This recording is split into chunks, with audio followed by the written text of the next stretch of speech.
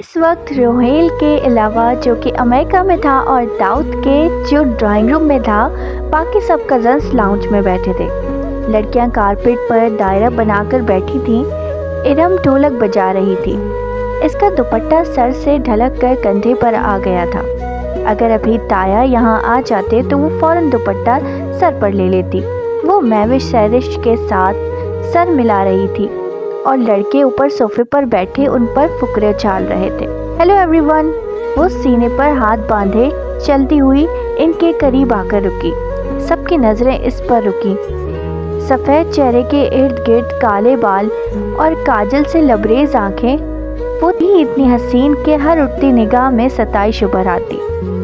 हया कैसी हो?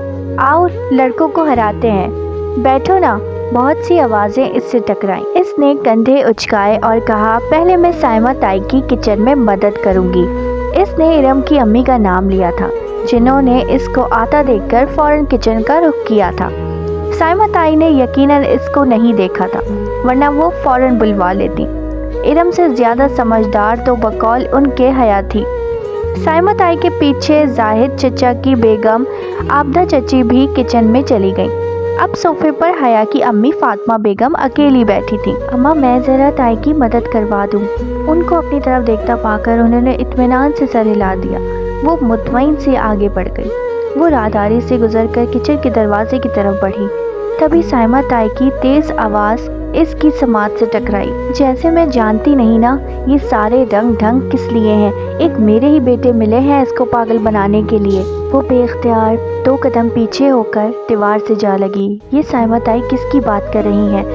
तभी मैं कहूँ, भाभी, ये रज़ा क्यों हर वक्त हया हया करता रहता है? ये आबदा चची थी, वो इसके बारे में कह रही थी। पिछली दफ़ा जब हम सुलेमान भाई की तरफ खाने पर गए थे तो किस तरह नुक्स सी तैयार होकर फिर रही थी। तब से ही रज़ा मेरे पीछे पड़ा है कि हया का रिश्ता मांगे। इस लड़की को लड़कों का दिल जीतने का फ़न आता है। कितनी मुश्किल से दाऊद के दिल से इसका ख्याल निकाला था मैंने और फुरकान ने। वो तो अड़ ही गया था कि शादी करूँगा तो हया से, मगर जब फुरकान ने सख्ती की कि ऐसी बेपर्दा और आज़ाद ख्याल लड़की को अपनी बहू बनाकर हमने अपनी आखिरत ख़राब करनी है, तब कहीं जाकर वो माना। और अब ये फ़ारूक को पता नहीं क्या हो गया है।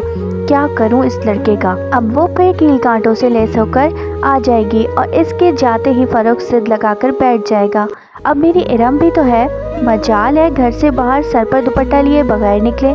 साइमा ताई बहुत फ़क्र से कह रही थी और वो धुआं धुआं होते चेहरे के साथ दीवार से टेक लगाते खड़ी थी। इसे लगा कि इसने मज़ीद कुछ सुना तो इसके असाब जवाब दे जाएंगे। बदवक्त अपने वजूद को संभालते वो वापस मुड़ी। किसी बात पर हंसते हुए फ़ारूक की निगाह इस पर पड़ी तो उसको राहदारी से आता देखकर इसकी हंसी रुक गई। वो मुस्कुराया। बहुत मुनासिब सी शक्लो सूरत का था फ़ारूक और टफ रूटीन की वजह से इसका रंग मज़ीद सांवला हो गया था, मगर मसला इसकी वाजिबी सूरत और हया की बेपर्दगी का नहीं था। असल बात सब जानते थे, तो फिर रज़ा और फ़ारूक ऐसा सोच भी कैसे सकते हैं? वो एक स्पार्ट निगाह फ़ारूक पर डालकर सोफे पर फातिमा बेगम के साथ आ बैठी। तुम्हें क्या हुआ? कुछ नहीं अम्मा। वो पर वक्त खुद को नॉर्मल कर पाई। वो मुतमईन हो गई तो वो साइमा ताई के बारे में सोचने लगी, जिनका हया मेरी जान कहते मुंह ना थकता था, और फुरकान ताया की तो वो बड़ी बेटी थी, मगर इनके दिल में ऐसे ख्यालात थे ये वो गुमान भी नहीं कर सकती थी।